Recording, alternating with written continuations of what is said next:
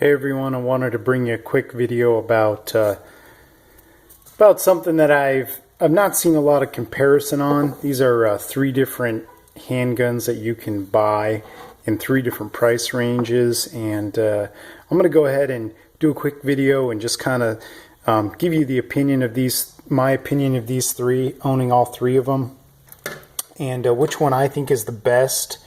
And which one, if I was going to buy just one of these, I would get. This is the Glock 19. This is the Springfield XD. This is the Canik, or Janik, depending on how you want to pronounce it, TP9 SF version. The Glock and the Canik, I'm just going to go ahead and say Canik because that's how it's spelled. These are in 9. The XD's in 40, but you can of course get it in 9mm, and it just so happens that mine is in 40. Okay, so starting off, the Glock, this is a Glock 19. This is a Gen 2 model, which means that it's missing the light rail up here. It just has the smooth front to the frame. It also is missing the finger grooves here, which I prefer, which is why I really like this gun. This gun's basically bone stock. I have added a grip plug to this guy, and of course I've added these Talon grips here, which I really like. And I've added a set of night sights, some high-vis night sights with a ghost ring in the rear. Really nice sights. This is a Gen 2, so it's not the latest model, but of course the Gen 3s, Gen 4s, getting this gun in new condition, it's going to be around $500, and it's probably one of the most popular carry guns you can buy. I got this guy for about $400. Of course, that was quite a while ago, being that this is the Gen 2. I think this gun dates back to 2003, and it's a great gun.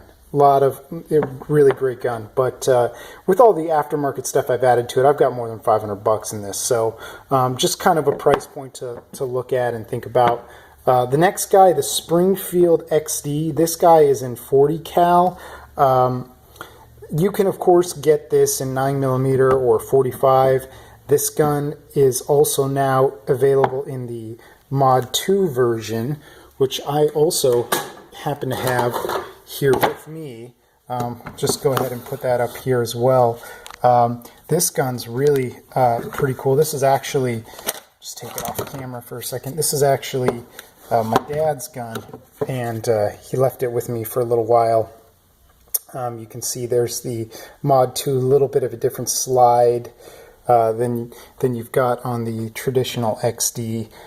Some different controls, and yeah, and it comes with a nice fiber optic front sight, which you don't really have here on the Springfield. But the nice thing about the Springfield as compared to the Glock is it does come with metal sights. It does come with a metal mag release, and it is a fully ambi mag release, whereas the Glock is not. The Glock Gen 4, of course, you can get, you can swap the mag release button to the other side, but it's not fully ambi. This gun dates back to 2004, and it's fully ambi with metal controls, big metal controls on the slide stop, the takedown lever. It also has, not that this matters very much, but it also has front serrations and rear serrations, whereas the Glock just has rear serrations. I got this gun actually for about $300. I bought it used off a guy that walked into a gun store with me, and they were going to give him $275, and I said, hey, I'll give you $300 outside. And so I got it in basically brand new condition. He'd only put 100 rounds through it, and I love this gun. This is my favorite of the three. Next, but nowadays, anyway, I digress. $300 is what I paid for it, but nowadays you can find these actually sub 400. I would say on the high end, because of the new Mod 2s that I had, like, you know, like this one here, this Mod 2, because of that, you can get this gun for sub 400. So So that's something to keep in mind. The next gun is I'm just going to kind of move over here because of lighting. And by the way, guys, these have all been safety checked. I've got the magazines all up here. They've all been unloaded. So the next gun is the Canik TP9SF.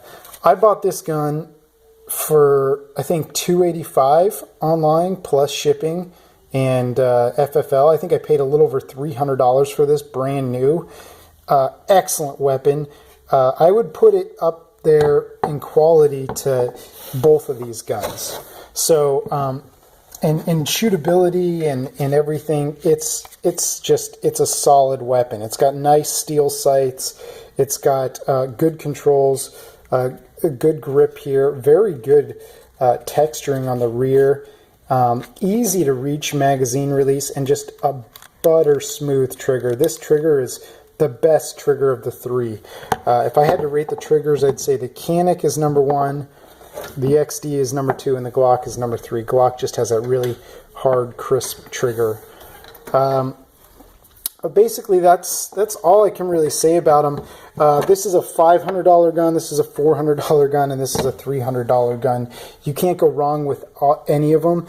I would say nowadays, based on the deals out there, and considering you can get the XD for under $400, I've seen this for new. These guys new for like $375 online, maybe $350 from the right dealer, or and that's a new gun. This is obviously an older used one. I would say of the three, this is the best gun. The XD is by far the best. The most popular is definitely going to be the Glock, but keep in mind with the Glock, you got to do a lot of aftermarket stuff to it. I mean, you're going to add some sights to it. You're going to add probably some grip tape to it. A lot of people do triggers and stuff like that. I've kept mine fully stock. I just like to keep my guns pretty much stock, with the exception of the sights and just this tape. But tape and the grip plug, those are removable. But trigger-wise, all these guns are stock. You don't really get very much with the Glock as you do with the XD and the Canik. You get the metal sights, you get bigger and ambidextrous controls here, bigger controls here, bigger trigger guard. I'm not going to knock the Glock for not having a light rail, because if I compared this to the Gen 3 or the Gen 4, it would have a light rail on it. But you just get more controls on these weapons, on these two, than you do on the Glock. And I think for the value, this is the best choice. Second, I'd have to give it to the Canik. This is a better gun, in my opinion, better made than the Glock. So that's my 2 cents. Let me know what you think below.